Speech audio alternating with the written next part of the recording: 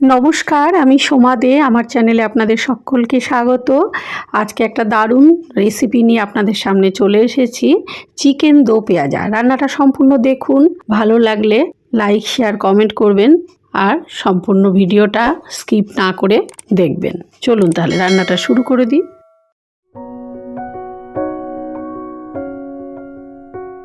এখানে স্কিন সমেত আমি চিকেন নিয়েছি, চিকেনের লেগ পিস এবং উইংস, গোটা উইংস নিয়েছি। এর মধ্যে লবণ দিলাম 1.5 চামচ, পেঁয়াজ আদা রসুন আর শুকনো লঙ্কা একসাথে বাটা। উইংসগুলো পুরো এরকম গোটা রেখেছি।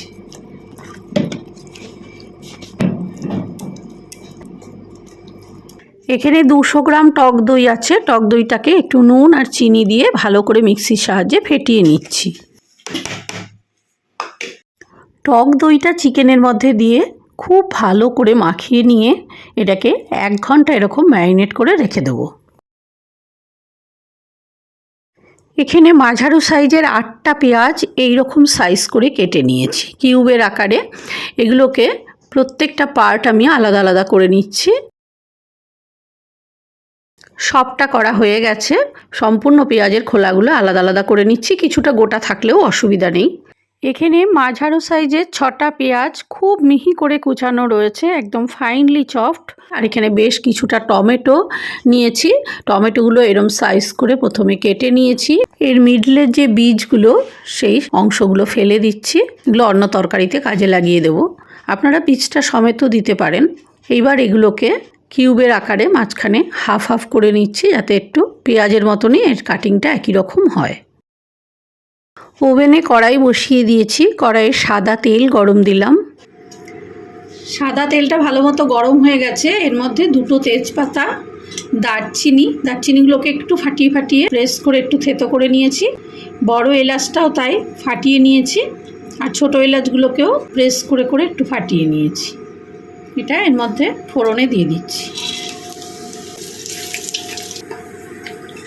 এগুলো ভাজা হয়ে যখন তেলটা দিয়ে খুব সুন্দর একটা গন্ধ বেরোবে, তখন বোঝা যাবে এগুলো ভাজা হয়ে গেছে। এবার আমি এর মধ্যে এই কুচানো পেঁয়াজগুলো ছেড়ে দিই।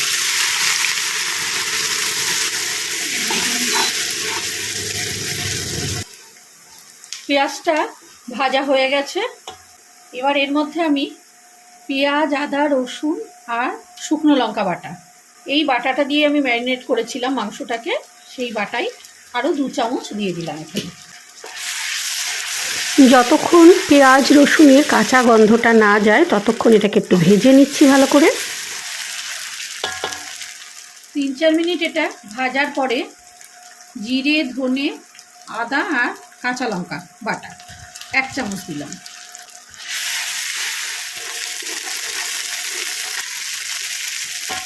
মশলাটা যখন খুব ভালো মতো কষানো হয়ে গিয়েছে তখন আমি টমেটোগুলো দিয়ে দিলাম।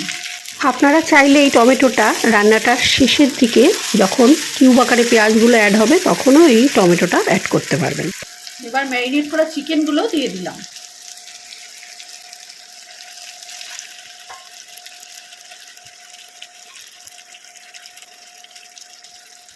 ম্যারিনেট করার সময় যে গ্রেভিটা রয়েছে সেটাও দিয়ে দিলাম। দই মশলার যে গ্রেভিটা সেটাও দিয়ে দিলাম এর মধ্যে, দিয়ে খুব ভালো করে মাংসটা অনেকক্ষণ টাইম ধরে কষিয়ে নিতে হবে। ফ্লেমটা একদম লোতে দিয়ে দিলাম। ওভেনটা স্লোতে দিয়ে বেশ খানিকক্ষণ এটাকে রান্না করে নেব।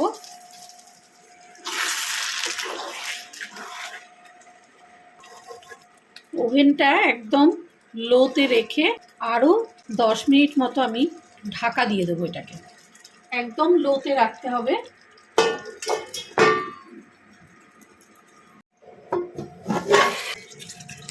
মাঝে একবার ঢাকাটা খুলে নাড়াচাড়া করে আবারও ঢাকা দিয়ে দেবো।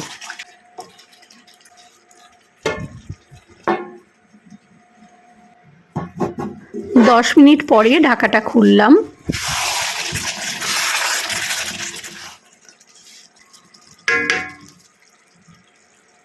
কাশ্মীরি লাল লঙ্কার গুঁড়ো দিলাম বড় চামচের 1 চামচ, গরম মশলার গুঁড়ো দিলাম 1/2 চামচ, চিনি দিচ্ছি 2 চামচ। যেহেতু টক দই দেওয়া আছে চিনিটা একটু বেশি লাগলো, আর অনেকটা পরিমাণে টমেটো দেওয়া আছে এর মধ্যে।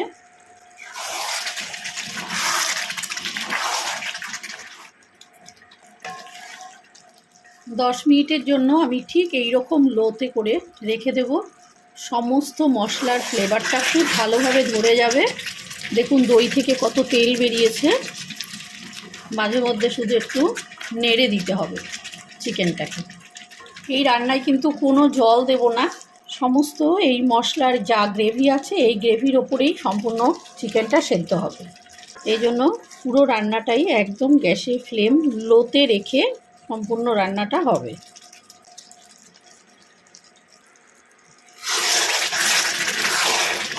আমি যেহেতু এটা অনেক বড় বড় পিস দিয়ে করেছি, সেই জন্য মাংসের পিসগুলো আরেকবার করে উল্টে দিলাম। কি অসাধারণ হয়েছে মাংসের কালারটা দেখুন। এই রান্নাটায় কিন্তু আমি হলুদ দিইনি, কাশ্মীরি লঙ্কার গুঁড়ো আর টমেটোর কালারেই পুরো রান্নাটা কালার হয়েছে। এবার আমি এর মধ্যে কিউব করে কেটে রাখা যে পেঁয়াজগুলো এগুলো দিয়ে দিলাম। যেহেতু এটা চিকেন দো পেঁয়াজা, সেই জন্য পেঁয়াজের পরিমাণ বেশি লাগে, আর পেঁয়াজটা দুভাবে ইউজ হয়। একবার খুব মিহি করে কুচানো পেঁয়াজ এবং পেঁয়াজের পেস্ট, আর এই শেষের দিকে পেঁয়াজটা কিউবের আকারে পেঁয়াজগুলো দিয়ে রান্নাটা করা। এবং এই কিউব আকারে পেঁয়াজটা কিন্তু কখনোই গলে যাবে না, ট্রান্সপারেন্ট মতন থাকবে। সেটাতেই এই রান্নার ফ্লেভার এবং দো পেঁয়াজার আসল টেস্টটা হবে। মাংস রান্নাটা যখন প্রায় হয়ে যাবে তখন এই পেঁয়াজগুলো দিয়ে দিতে হবে। আপনারা এই সময় নুন মিষ্টিটা চেক করে নেবেন, আপনাদের টেস্ট মতো যদি নুন লাগে বা মিষ্টি লাগে সেটা দিয়ে নেবেন। এবার আমি একটু ঢেকে দিচ্ছি পেঁয়াজটা দেওয়ার পর।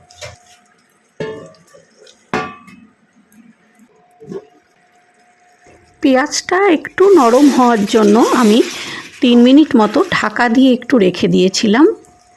রান্নাটা দিয়ে অসাধারণ গন্ধ বেরোচ্ছে, খুবই সুন্দর হয় এই রান্নাটা। রান্নাটা সম্পূর্ণ রেডি। এবার আমি ওভেনের সুইচটা অফ করে দিচ্ছি।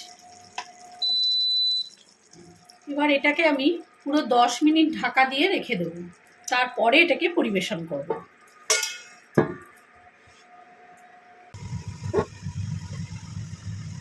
দেখুন কিউব আকারের এই পেঁয়াজগুলো কিন্তু গলে যায়নি, কিন্তু ট্রান্সপারেন্ট হিসাবে রয়েছে। ঠিক এই রকম হবে চিকেন দো পেঁয়াজা। বাড়িতে অবশ্যই বানাবেন, কমেন্ট করবেন আমাকে কেমন হলো রান্নাটা।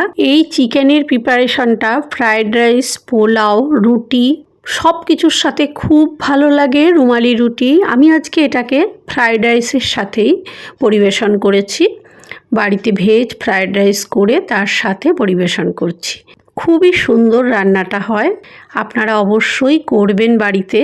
ভিডিওটা ভালো লাগলে লাইক, শেয়ার, কমেন্ট করতে ভুলবেন না। চ্যানেলে নতুন হয়ে থাকলে চ্যানেলটাকে অবশ্যই সাবস্ক্রাইব করে আমার পাশে থাকবেন, আর নতুন নতুন রান্না করার জন্য আমাকে উৎসাহ দেবেন। সবাই খুব ভালো থাকবেন। নমস্কার।